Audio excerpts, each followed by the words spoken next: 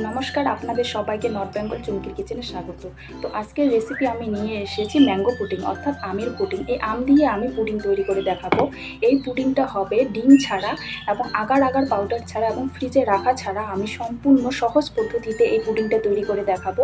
তো ভিডিওটা স্কিপ না করে পুরো ভিডিওটা দেখুন। আর ভিডিওটা যদি ভালো লেগে থাকে অবশ্যই একটা লাইক করে দেবেন। আর আমার চ্যানেলে নতুন হয়ে থাকলে অবশ্যই চ্যানেলটি সাবস্ক্রাইব করে নেবেন আর বেশি বেশি করে বন্ধুদের সঙ্গে শেয়ার করে নেবেন। তো দেখে নেওয়া যাক কীভাবে বানিয়ে নিচ্ছি।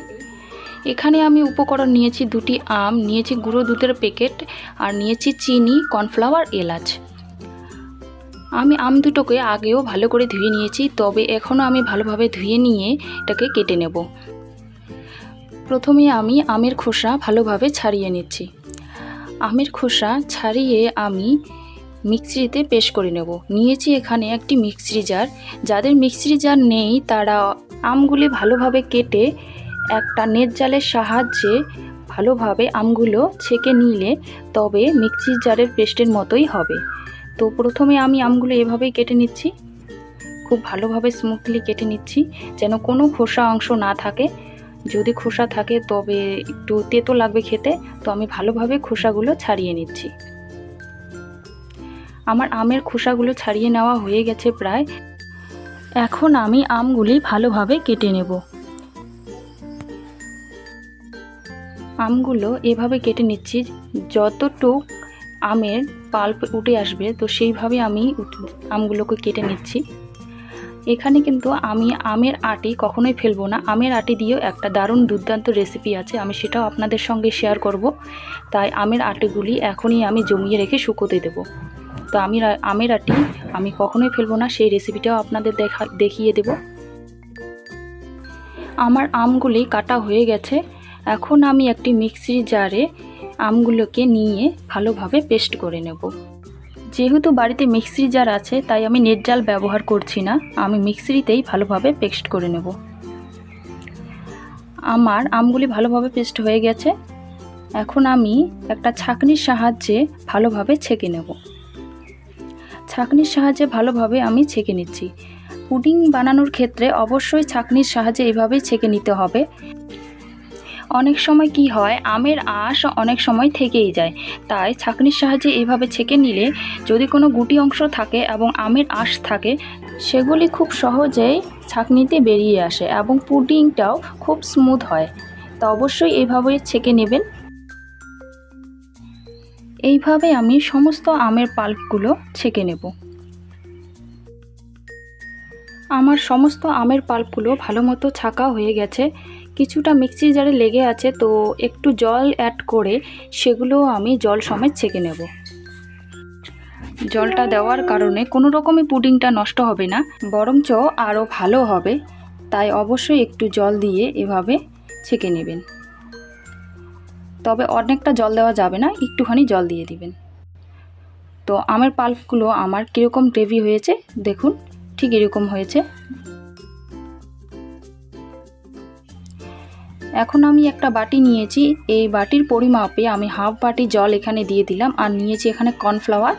আপনাদের বোঝানোর জন্য আমি একটা কাপ নিয়েছি, কাপের মধ্যে আমি কর্নফ্লাওয়ারগুলো মেপে আপনাদের দেখিয়ে দিচ্ছি যে কতটুক পরিমাণ আপনারা কর্নফ্লাওয়ার দেবেন এই দুটি আমের পুডিংয়ের জন্য।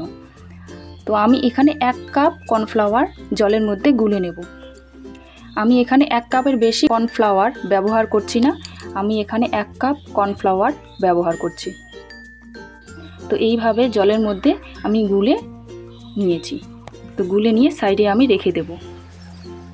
এখানে নিয়েছি এলাচ। এলাচগুলি আমি ভালোভাবে থেতো করে নিয়েছি। কিছুটা আমি জল মিশিয়ে আমি এলাচের গুলোকে ভালোভাবে এভাবে নাড়িয়ে নিয়ে আমি কর্নফ্লাওয়ার মেশানো জলের সঙ্গে মিক্স করে নেব, শুধু ফ্লেভারের জন্যে। তবে বেশিটা দেব না, যেটুকু জল বেরিয়ে আসছে সেটুকুই আমি কর্নফ্লাওয়ার সঙ্গে অ্যাড করব। আর এলাচগুলো আমি কখনো ফেলে দেব না, আমি দুপুরের রান্নার ক্ষেত্রে আমি এই এলাচগুলোই ব্যবহার করব। তো এইভাবে আমি ছেঁকে নিলাম। আমি কড়াই বসিয়ে দিয়েছি, কড়াইয়ের মধ্যে দিয়ে দিলাম আমের পাল্পগুলি। এখনই আমি দিয়ে দেব চিনি। আমি এখানে 2 কাপ চিনি দিয়ে দিলাম। চিনি দিয়ে ভালোভাবে নেড়ে নিচ্ছি, একদম লো আছে, এখনও কিন্তু আমের পাল্পটি গরম হয়নি। তবে এই অবস্থায় আমি দিয়ে দেব গুঁড়ো দুধ, কিন্তু যদি গরম হয়ে যায় তবে কিন্তু গুঁড়ো দুধটা দিলে অনেকটাই দলা পেকে যাবে, তাই এখনই আমি গুঁড়ো দুধটা দিয়ে দিচ্ছি। গুঁড়ো দুধটা দেওয়ার পরেই আমি কর্নফ্লাওয়ারের জলগুলো দিয়ে দেব, নয়তো গুটি অংশটা যত জাল হবে অত বেশি করে ছড়িয়ে যাবে। তবে আমি এখনই কর্নফ্লাওয়ারের জলটা ভালোভাবে দিয়ে দিচ্ছি। দিয়ে একদম নাড়া বন্ধ করব না, আমি ক্রমাগত নেড়েই যাব। যদি একটু গুটি অংশ থাকে সেগুলোও মিশে যাবে, তাই আমি একদম লো আছে ভালোভাবে এটাকে নেড়ে যাব। আমি একদমই নাড়া বন্ধ করিনি, ক্রমাগত এইভাবে নেড়ে গিয়েছিলাম। নেড়ে যাওয়ার ফলে দেখো একদমই গুটি অংশ নেই, সমস্তটা মিশে গেছে। এখন আমি মিডিয়াম আঁচে ভালোভাবে জাল করে নেব এবং ক্রমাগত এইভাবে নেড়ে যাব। এখনই নাড়া বন্ধ করা যাবে না। তবে একটা কথা মনে রাখতে হবে, পুডিং বানানোর ক্ষেত্রে কখনোই নাড়া বন্ধ করা চলবে না, এবং এই চুলার আঁচটা যত বেশি জাল হতে থাকবে ততই কিন্তু ঘন হতে থাকবে এই পুডিংয়ের মিশ্রণটা। তো অবশ্যই এভাবেই নাড়িয়ে যেতে হবে ক্রমাগত। দেখতে পাচ্ছেন অনেকটাই ঘন হয়ে আসছে, তো এখন অনবরত এইভাবেই নেড়ে যেতে হবে, একদমই নাড়া বন্ধ করলে চলবে না। যদি বন্ধ হয়ে যায় তাহলে গুটি গুটি হয়ে যাবে, তবে এইভাবেই নেড়ে যেতে হবে। অনেকটা জেলি ভাব হয়ে আসে, এরকম জেলি ভাব হয়ে আসলেই আমি এটাকে নামিয়ে নেব। দেখুন ঠিক জেলি ভাব হয়ে আসছে এরকম, তো এখনই আমি এগুলো নামিয়ে নেব। তবে আরেকটু জাল করলে কিন্তু পুডিংটা খুব ভালো হবে না। আমি বাটিতে ঘি মাখিয়ে নিয়েছি, এখন আমি পুডিংয়ের মিশ্রণগুলি খুব ভালোভাবে সেই বাটিতে সেট হওয়ার জন্য ঢেলে দিলাম। তবে এখানে কখনোই সাদা তেল ব্যবহার করবেন না, এখানে ঘি দিয়েই বাটিটাকে মেখে নেওয়ার চেষ্টা করবেন, নয়তো পুডিংটা একদমই বাজে লাগবে খেতে। এইভাবে ট্যাপ করে নিচ্ছি সেট হওয়ার জন্য। এখানে কলের ঠান্ডা জল নিয়েছি, পুডিংটাকে ঠান্ডা করার জন্য আমি জলের উপর বসিয়ে ফ্যানের নিচে রেখে দেব। আধ ঘন্টা পর ফিরে এলাম, ফ্যানের নিচে আমি রেখে দিয়েছি এই পুডিংটা জল সমেত, থালায় জল দিয়ে। এখন এই পুডিংটাকে আমি সাইডে বের করে নিচ্ছি। এখন আমি পুডিংটাকে ট্যাপ করে বের করে নেব।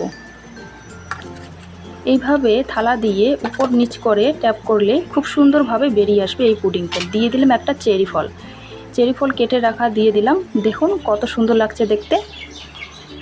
এইভাবে বানিয়ে নিন খুব সহজেই ম্যাঙ্গো পুডিং, আমের পুডিং। এর স্বাদ কিন্তু না বানিয়ে খেলে বুঝতে পারবেন না, এতটা স্বাদের আর এতটা টেস্টি হয়। বাচ্চাদের তো খুবই প্রিয় এই খাবারটা। তো দেখুন খুব সহজে বানিয়ে নিন এইভাবে ম্যাঙ্গো পুডিং। আমি আপনাদের কেটে দেখাবো এখন যে কেমন হয়েছে। একদম নরম তুলতুলে এই পুডিংটা হবে, আর স্বাদও অসাধারণ। একবার খেলে মুখে লেগেই থাকবে এরকম। বাচ্চারা তো বারবার বাহানা ধরবে যে পুডিং খাওয়ার জন্য। খুবই এটা সুস্বাদু হয়, খুবই টেস্টি হয়।